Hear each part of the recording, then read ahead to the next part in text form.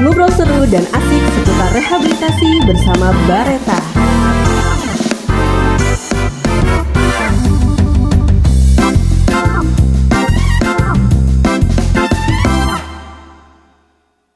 Halo Sobat Bareta, saat ini Anda masih bersama kami dalam program musik Ngobrol Seru dan Asik bersama Radio Bareta, ruang advokasi dan informasi orang tua dan keluarga Bareta. Ngobrol seru dan asik seputar rehabilitasi bersama Bareta.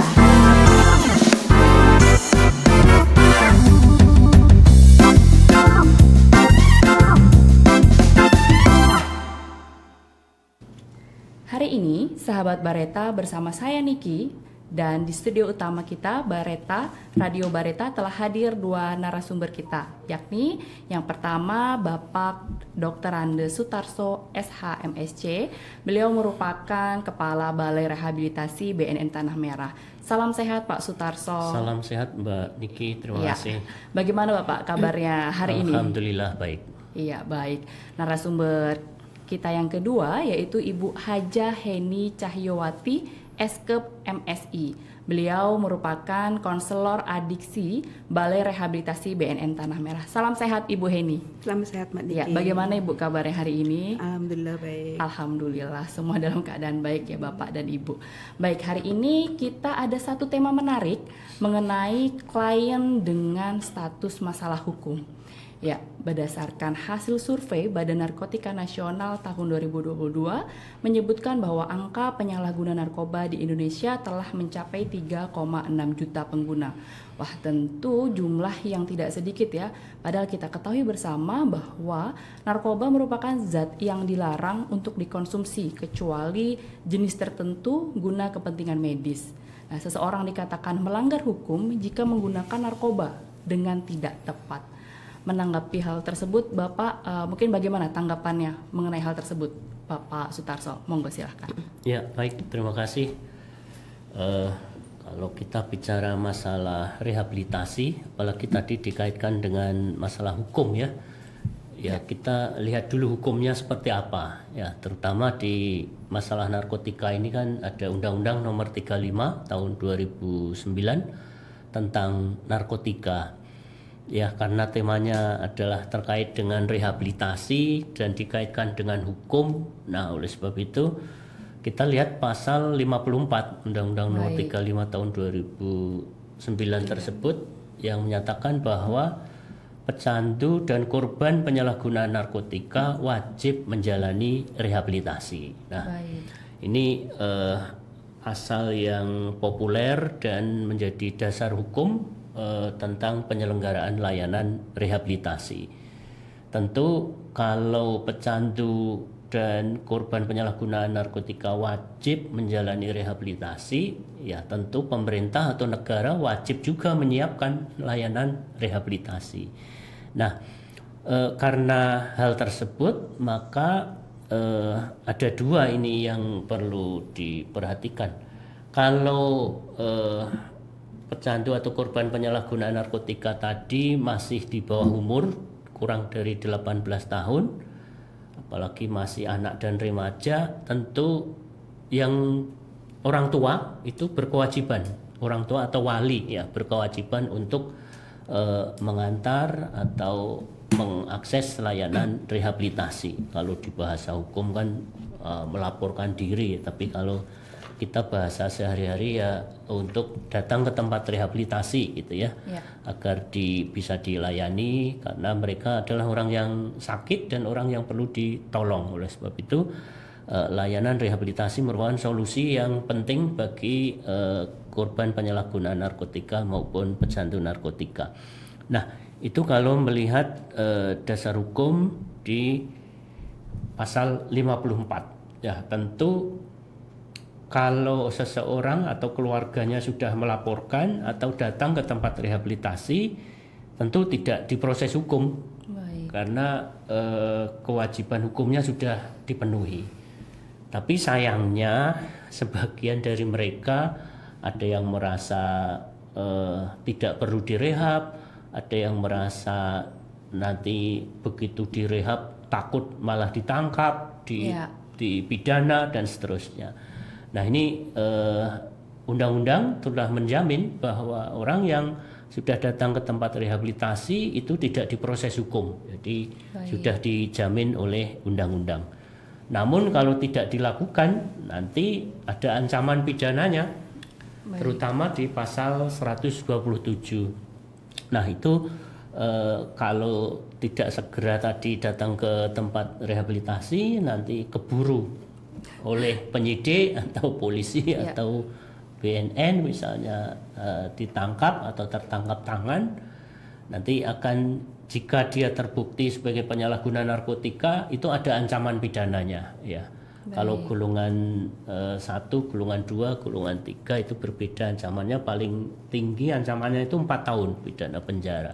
Gitu. Ya, tapi itu ancaman ya. Tapi dalam hal bagaimana pelaksanaannya nanti ada peraturan perundang-undangan yang lebih detail lagi. Siap. Demikian Mbak Niki. Ya, baik. Jadi tadi ada undang-undang yang menyebutkan bahwa memang ini tindak pidana gitu Pak ya. Pada akhirnya nanti di penjara gitu ya. Dan ada juga undang-undang yang menyebutkan bahwa orang dengan masalah gangguan zat ini perlu direhabilitasi. Nah, untuk membedakan kedua hal tersebut itu bagaimana Bapak? Iya. Kalau tadi sukarela datang ke tempat rehabilitasi itu pasti dilayani lah rehabilitasi. Nanti ada proses baik screening, assessment, rencana terapi dan seterusnya ya. Ya, tapi ada dua hal yang membedakan. Yang kedua tadi adalah orang yang sudah ditangkap polisi atau penyidik, kemudian diproses hukum. Nah, tentu kalau penyidik melakukan orang itu harus ada pemeriksaan lanjutan. Pemeriksaan lanjutan itu nanti dilakukan pengumpulan bahan-bahan informasi, apakah data intelijennya, apakah data keterangan saksi, keterangan barang atau hasil barang bukti seperti apa. Nanti akan dilakukan pengumpulan informasi.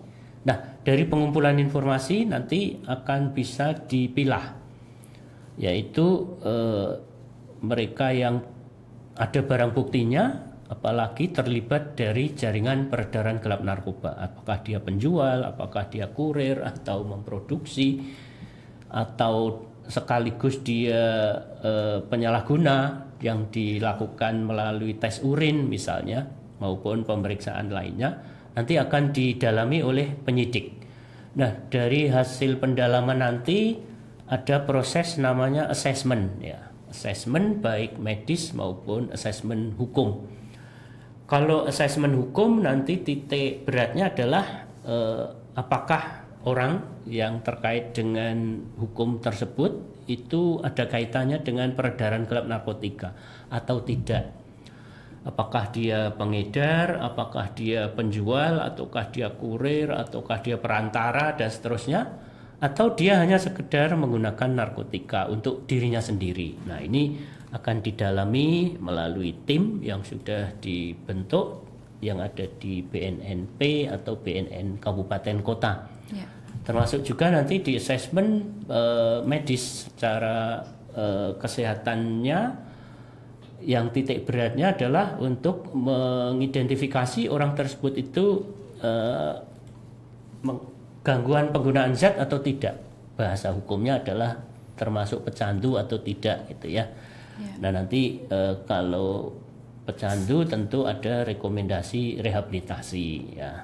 Jadi hasil assessment nanti ada semacam rekomendasi yang ditujukan kepada penyidik bagaimana untuk menindaklanjuti kasus tersebut. Nah, dari proses selanjutnya, manakala dari hasil assessment merekomendasikan untuk direhab, nah nanti selama proses hukum juga dilakukan rehab. Jika penyidik meneruskan proses hukumnya yang melanggar pasal 127 tersebut. Nah, selama proses hukum kan panjang ini waktunya, bisa 30 hari, bisa 60 hari, sesuai dengan lingkungan peradilan di mana kasus tersebut diprosesnya. sambil menunggu sidang pengadilan itu penyidik, jaksa penuntut umum itu bisa melakukan rehabilitasi yang bersangkutan sambil menunggu putusan hakim. Nah, ini kewajiban penyidik sebenarnya untuk menindaklanjuti hasil rekomendasi tim asesmen terpadu tadi. Nah, untuk hakim pun dalam memberikan vonis putusan pengadilan atau putusan hakim itu bisa dua jalur ini. Jalur pemidanaan, berarti orang tersebut bisa dipidana melanggar pasal 127, ancaman pidananya 4 tahun ya, paling besar 4 tahun itu bagi penyalahguna narkotika ya. Tapi kalau dia pengguna narkotika, pecandu, merangkap juga sebagai pengedar, nanti akan kena pasal lain, pasal 112, pasal apakah pasal 111 atau 114 ya. Artinya dari pemeriksaan itu akan dipilah-pilah mana pasal yang tepat untuk itu. Nah, hakim pun jika menangani perkara terdakwa yang terdakwa itu penyalahguna narkotika atau pecandu yang tidak terlibat peredaran gelap narkotika, maka hakim punya dua pilihan juga, bisa memutus yang bersangkutan menjalani rehabilitasi atau putusannya menjalani pidana dengan pidana sekian hari atau sekian bulan atau sekian tahun. Nah, itu putusan hakim. Oleh sebab itu terkait tema hari ini adalah rehabilitasi yang proses hukum itu adalah rehabilitasi yang bagi orang yang karena kasus penyalahgunaan narkotika sehingga dia menjadi pecandu bisa direhabilitasi selama proses hukum berlanjut sambil menunggu putusan pengadilan, atau hasil putusan pengadilan, putusan hakim yang memvonis untuk menjalani rehabilitasi, maka orang tersebut bisa dilakukan rehabilitasi di tempat rehabilitasi.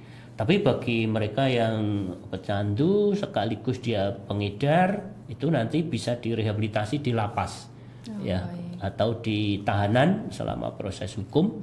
Karena saat ini di lapas-lapas juga sudah menyiapkan layanan rehabilitasi walaupun tempatnya masih belum memenuhi standar rehabilitasi yang sebagaimana reguler di tempat lain, karena memang keterbatasan anggaran, keterbatasan SDM maupun keterbatasan sarana prasarana yang ada di lapas tersebut. Demikian Mbak Niki. Baik, berarti kondisi ini tergantung ya Pak ya, bagaimana orang dengan masalah penggunaan zat ini kondisinya, dalam artian kondisi yang harus direhab adalah ketika ada tadi Bapak tentu mengikuti tahap administrasi penyidikan gitu ya, bagaimana dengan barang buktinya, seberapa banyak, saksinya bagaimana, ya keterangan yang bersangkutan seperti apa, data-data yang ada gitu. Jadi tadi juga berarti ada kondisi, berarti tidak otomatis secara langsung dipenjara gitu Pak ya, karena pidana gitu ya Pak ya, tapi ada kondisi-kondisi tertentu itu tadi yang seperti Bapak sampaikan tadi. Karena di undang-undang kita mengenal dua jalur ya, double tadi, track ya. Double track Bagi penyalahguna narkotika ini ya. Ya begitu. Jadi saya tertarik dengan ini Pak, barang bukti itu tadi. Apakah ada ketentuan tersendiri itu bagaimana Pak? Barang buktinya itu seberapa sih gitu untuk dia? Oh ini langsung otomatis penjara. Oh ini bisa direhab seperti itu Pak? Ya. Yang utama sebenarnya bukan barang bukti ya. Yang utama adalah terlibat jaringan peredaran atau hanya mengkonsumsi narkotika untuk dirinya sendiri. Baik. Nah, kadang-kadang pecandu atau orang yang menggunakan narkotika ini kan untuk memperoleh barang itu dia kan harus beli. Nah, untuk beli kan dia harus membawa, menyimpan atau menguasai sebelum dikonsumsi. Benar. Nah, ini memang unsur-unsur dalam pasal-pasal Undang-Undang Nomor 35 Tahun 2009. Kadang-kadang orang yang membeli, memiliki, menguasai narkotika ini kan bisa untuk dikonsumsi diri sendiri tujuan awalnya. Benar. Atau dijual kepada orang lain atau diedarkan di pasar gelap. Nah, kalau dia untuk dirinya sendiri kan berarti pasal 127. Ya berarti dia kalau di assessment tidak terbukti jaringan, maka dia bisa dikategorikan sebagai pecandu narkotika untuk dirinya sendiri. Baik. Namun untuk menentukan apakah dia penyalahguna narkotika untuk dirinya sendiri atau tidak, itu ada indikator lain juga selain asesmen medis, yaitu indikator barang bukti yang ada padanya. Ya, saya kira kalau pecandu untuk mengkonsumsi dirinya sendiri kan nggak mungkin menguasai ekstasi 100 butir, kan nggak mungkin. Biasanya indikasinya kalau barang buktinya jumlahnya besar itu ya ada indikasi untuk diedarkan atau untuk dijual. Ya rata-rata pecandu itu kan membeli, menguasai, dan untuk kebutuhan diri sendiri itu kan kecil ya, sedikit ya. Nah, indikatornya kecil maupun jumlahnya sedikit ini kan hanya indikator yang bisa dijadikan rujukan bagi aparat penegak hukum, penyidik, penuntut umum maupun hakim itu sudah merumuskan berapanya. Ya tentu supaya aparat penegak hukum ini punya patokan yang pasti, maka pengadilan dalam hal ini Mahkamah Agung sudah mengeluarkan surat edaran, yaitu surat edaran nomor, lupa saya jadinya, SE nomor 4 tahun 2010 ya. Kemudian juga SE nomor 5 tahun 2011. Itu ada kriteria sesuai dengan jenis ya. Jenis ini kan misalnya THC berapa, kemudian amfetamin berapa, metamfetamin berapa. Jadi indikasinya kalau kurang dari yang ditulis di SEMA tersebut, ya ada indikasi untuk digunakan untuk dirinya sendiri. Ya itu Mbak Niki. Baik Bapak, jadi bukan hanya barang buktinya saja, tapi tadi tentu ya Pak ya diperhatikan juga beberapa hal yang lainnya, seperti apakah orang penyalahguna termasuk narkoba tes ini, urinnya ya, termasuk tes urinnya ya. Tadi ya Pak ya. Jadi apakah orang yang penyalahguna narkoba ini termasuk hanya pecandu tanda kutip gitu Pak ya, hanya pecandu atau terlibat jaringan. Nah itu tentu yang juga bisa membedakan, karena mungkin masyarakat juga bingung nih Pak. Oh ini ketangkap tapi ada barang buktinya, dia seperti apa, yang seperti itu. Jadi semakin jelas ya sahabat Bareta, sahabat radio Bareta gitu. Jadi penjelasan dari Pak Sutarso itu tadi. Nah mungkin ke Bu Heni nih, pertanyaan ke Bu Heni. Bagaimana kondisi di Balai Rehabilitasi sendiri, Bu? Apakah ada klien dengan masalah hukum ini gitu? Oh iya. Monggo silahkan Ibu. Baik Mbak Niki, makasih. Mungkin kalau dalam kondisi di dalam rehabilitasi sendiri, apalagi rehabilitasi rawat inap yang dijelaskan oleh Pak Tarso tadi, untuk ketangkap tangan dan ada barang buktinya, dia proses hukum, tentunya itu masuk di rehabilitasi rawat inap. Baik. Ya, tidak ada seandainya itu putusan untuk rehabilitasi, tidak ada rehabilitasi rawat jalan, tapi pasti itu dimasukkan ke rawat inap. Baik. Gitu. Nah, di dalam rehabilitasi itu sendiri, ya, tentunya di dalam rawat inap pasti ada standar untuk operasional. Nah, mereka juga harus mengikuti peraturan dan kegiatan-kegiatan yang tentunya sudah ditetapkan di Balai Tanah Merah gitu, untuk rawat inapnya. Baik, berarti memang ketika udah direhabilitasi itu ya mengikuti proses rawat inap ya betul, Bu ya gitu. Betul, Baik. tidak ada pengecualian, disendirikan ini karena ada proses hukum harus sendiri, tidak. Baik. Harus jadikan satu dan mengikuti semua kegiatan yang ada Baik. di Balai Tanah Merah. Ya, mungkin ada tambahan dari Bapak Sutarso? Ya, memang apa yang ideal dengan praktek di lapangan kadang-kadang kurang ya nggak bisa ideal ya di Iya. lapangan ya, karena memang tempat layanan rehabilitasi di Indonesia ini kan masih terbatas, sedangkan penyalahguna ini kan ada yang di desa, ada yang di pulau, ada yang di kota. Nah memang fasilitas rawat inap kita masih terbatas. Kalau daerah-daerah terpencil, daerah-daerah pedesaan, kadang-kadang penyidik ini sulit untuk mengakses layanan rawat inap karena memang tempatnya jauh. Baik. Nah itu ada kebijakan-kebijakan yang berlaku di lingkungan penyidikan atau peradilan yang mungkin berkembang ya. Itu terkait dengan fasilitas ya. Terkait di Balai Rehabilitasi Tanah Merah sendiri, kita juga sebagian besar memang klien kita adalah layanan rehabilitasi yang sukarela, berasal dari keluarga maupun dari diri sendiri yang datang ke tempat rehab. Biasanya dalam istilah sehari-hari kita sebut dengan klien yang voluntary gitu ya. Voluntary. Nah itu kita layanan rehabilitasinya kita sama dengan layanan rehabilitasi yang proses hukum. Baik. Nah tapi dalam hal tertentu, misalnya dalam melakukan konseling individu, konseling keluarga, tentu ada sesuai dengan kebutuhan. Misalnya bagi yang klien yang dalam proses hukum, tentu konseling terkait dengan permasalahan hukum, nanti ada konseling individu. Bagaimana menghadapi kasus, bagaimana kasus hukumnya ini berjalan sampai mana, apa yang harus dilakukan, itu ada konseling individu terkait dengan permasalahan hukum yang mereka hadapi. Nah ini bagaimana layanan rehabilitasi kita ternyata tidak hanya sekedar memulihkan dari adiksi, tetapi juga memberikan advokasi, informasi, konseling terkait dengan permasalahan-permasalahan sosial maupun permasalahan hukum yang dihadapi oleh klien.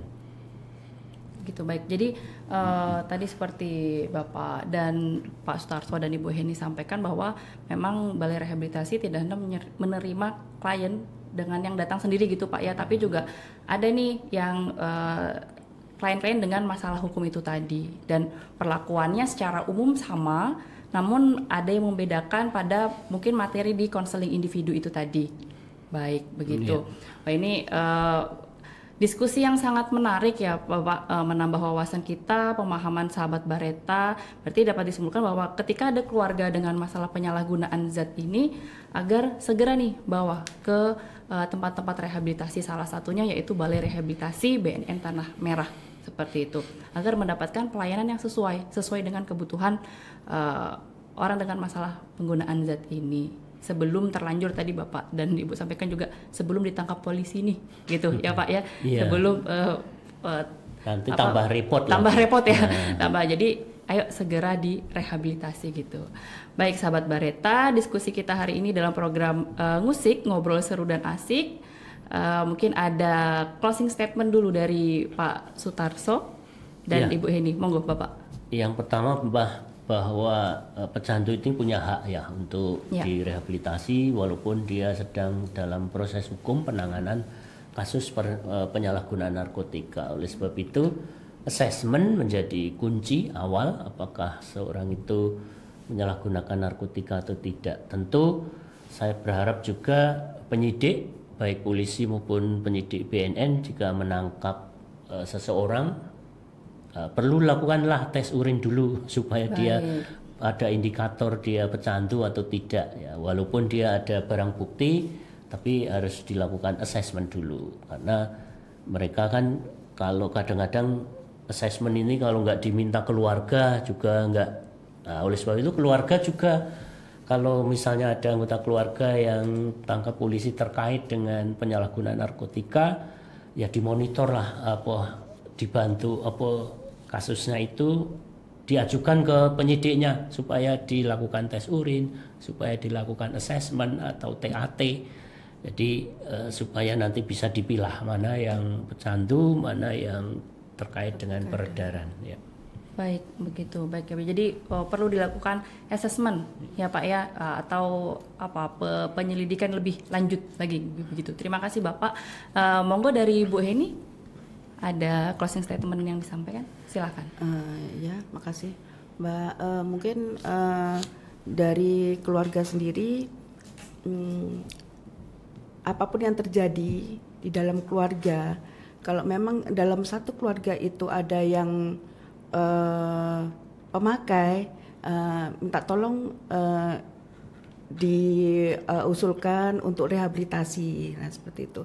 Seperti yang dijelaskan oleh Bapak Tarso tadi, kalau seorang itu mengetahui, ya kan, keluarganya itu pemakai dan tidak melaporkan atau tidak dibawa ke rehabilitasi, ya, mungkin kan itu ada pasalnya, gitu. Ya kan, Mbak.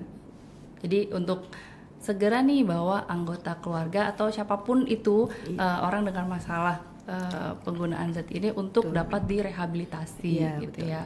Karena memang rehabilitasi juga di Balai Rehabilitasi Tanah Merah menggunakan evidence based yang jelas gitu ya, dengan tenaga profesional juga yang sesuai gitu ya. Ada dokter, psikolog, perawat dan lain sebagainya seperti itu.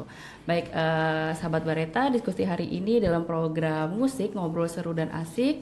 Bagi pendengar yang ingin memberikan usulan nih terkait topik diskusi atau memberikan masukan terkait Radio Bareta, dapat menulis pada kolom komentar di website kami radiobareta.com pada menu testimoni.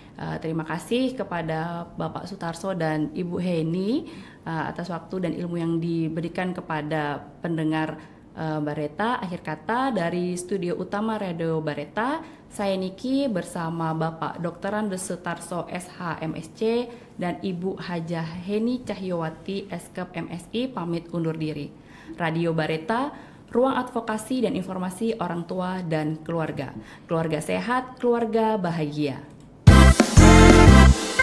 Ngobrol seru dan asik seputar rehabilitasi bersama Bareta.